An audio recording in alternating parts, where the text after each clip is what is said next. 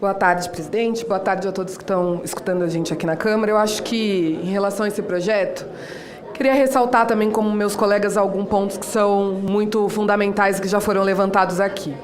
Primeiro é o ponto do retroativo, o abono de permanência, né? Para a gente é fundamental que isso seja colocado no projeto. Essa é uma discussão que tem sido feita com os servidores, que tem sido feita com o sindicato. Então, isso seria, de fato, um avanço, né? Esse entendimento.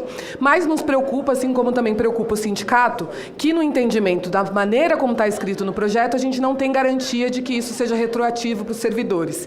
E a gente tem que dizer que alguns servidores foram prejudicados financeiramente por conta desse entendimento da prefeitura. E se eles foram prejudicados financeiramente, a gente entende que esse é o momento, já que está se revendo esse posicionamento, de garantir que esses servidores tenham de volta esses valores que eles perderam com essa demanda da prefeitura. O segundo ponto que também foi levado foi sobre a frota oficial e sobre os carros, né? E sobre como alguns servidores, para algumas atividades, precisam pegar carros de aplicativo, Uber, 99, enfim, aplicativos de transporte. A gente precisa lembrar que a gente está numa cidade que é muito grande e que ela tem características específicas nos seus territórios e que, inclusive, em muitos territórios, é muito perigoso, né, para que os servidores entrem quando eles não conhecem aquele território, quando aquele território tem problema. E quando esses servidores precisam ir até esses territórios com um carro de aplicativo, a gente tem alguns problemas. Um deles é que, às vezes, eles não conseguem esses carros de aplicativo para ir, ou às vezes não conseguem o carro de aplicativo para voltar, o que é mais perigoso. Eles ficam lá no território tentando chamar esses aplicativos e não conseguem.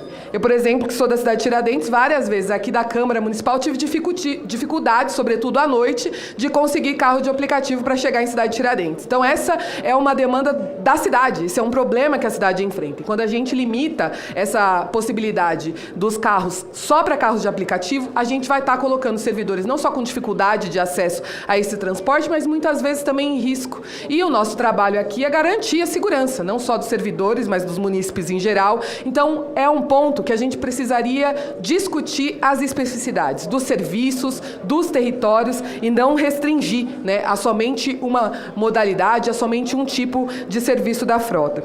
O terceiro ponto já foi trazido também aqui, é sobre os serviços, né, de apoio para servidores que estão fazendo as suas especializações. E a gente entende, né, foi um projeto construído há muitas décadas, acho que na gestão da Luiza Erundina, se eu não me engano, e só tinha uma universidade, a FGV, que poderia dar esse tipo de curso, e por isso, né, exatamente por isso, que esse projeto fala dessa única universidade. Então, é óbvio que esse ponto, que esse projeto, ele precisa ser modificado, ele precisa ter uma alteração que garanta a diversidade das universidades que a gente tem aqui na cidade de São Paulo. Mas isso não significa que, para resolver isso, a gente tem que excluir toda a possibilidade, né? A gente precisa apenas fazer com que isso seja melhorado, então esse é um ponto para a gente discutir também. Mas um dos pontos que mais me chamou a atenção e que mais me chamou preocupação e que a gente conversou já com o governo, conversou com o Fabrício Cobra ali no café, foi sobre uma alteração que eu considero muito perigosa, que a Prefeitura está propondo fazer nesse texto, a lei de cotas, né, a lei de cotas racial.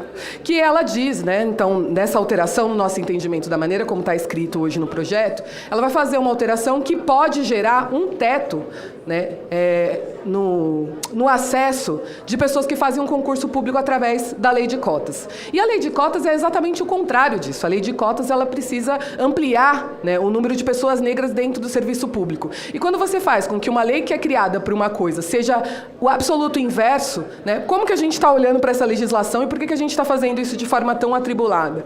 É preciso lembrar também que essa discussão sobre as cotas no serviço público está sendo feita agora, no Congresso Nacional. E no Congresso Nacional a gente tem discutido uma lei de cotas, na verdade, cada vez mais abrangente, que inclusive está discutindo quilombolas, né? Então, se a gente fosse fazer uma alteração na lei de cotas agora, primeiro, óbvio que essa discussão teria que ser feita com a sociedade, óbvio que essa discussão teria que ser feita com o movimento negro, e não chegar de surpresa num projeto em que em nenhum momento se discutiu que ia se fazer uma alteração na lei de cotas. E, principalmente, né, para a gente fazer uma alteração na lei de cotas, a gente precisa garantir o que a lei de cotas preconiza, que é com que a gente consiga fazer com que o serviço público tenha a diversidade que corresponde à diversidade da cidade de São Paulo e a garantia de que as pessoas tenham acesso, né, ao serviço público municipal de maneira igualitária. Agora, Obviamente, a gente já conversou, a Luana Alves apresentou 2 emendas que a gente apresentou para o Fabrício Cobra, que pretende analisar, mas no nosso entendimento ainda seria mais seguro que o governo se comprometesse a discutir isso, suprimindo o projeto de lei, o artigo em que ele fala sobre isso, que foi os acordos que a gente fez em outros momentos aqui na Câmara. Quando a gente tinha um risco de ameaçar a lei de cotas, a gente em outro momento já garantiu suprimir o artigo para que ele fosse melhor